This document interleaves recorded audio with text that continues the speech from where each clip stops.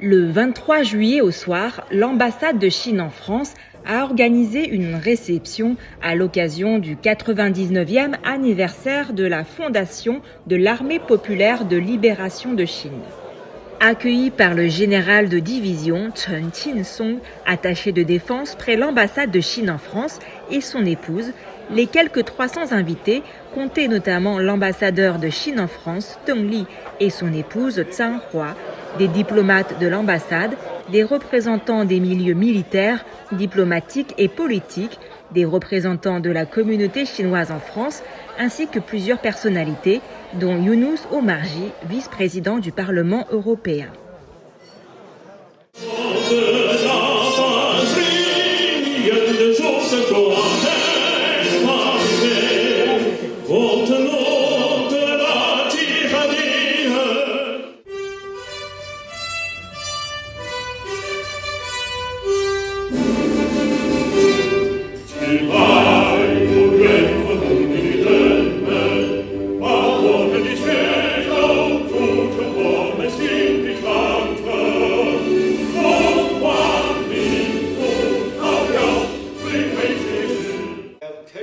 Après l'interprétation des hymnes nationaux français et chinois, le général de division Chen Qin-song a prononcé son discours.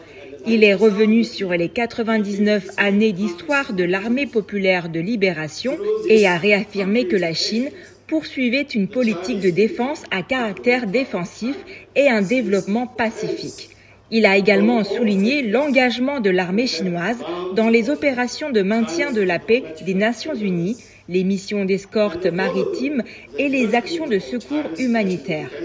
Enfin, le général Chen a mis en avant la poursuite de la modernisation des forces armées chinoises, tout en réaffirmant l'attachement de son pays au multilatéralisme et à la coopération internationale.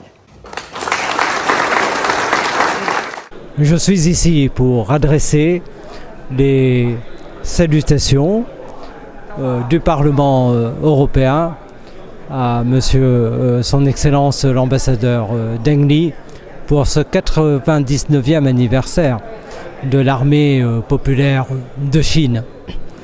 Et le discours de l'attaché de défense m'a rappelé ce que je disais lorsque, il y a quelques semaines, j'étais à Beijing et que j'ai eu la chance de visiter la muraille de Chine. Et je disais que la muraille de Chine dit que la Chine, en réalité, dans toute son histoire, est défensive et qu'elle n'est pas agressive pour le monde.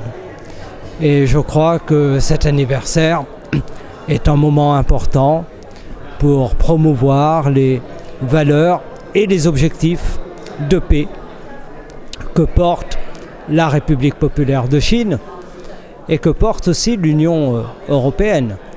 Nous avons un intérêt commun à la paix et je crois qu'ensemble, nous pouvons progresser.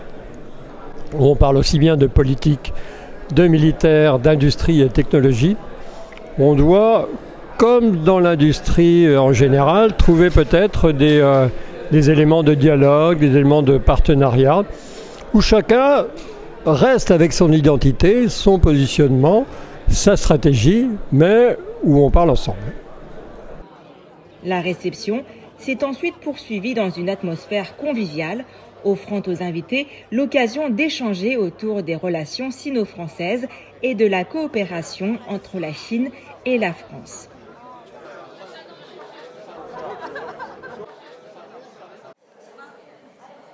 Reportage par Mandarin TV.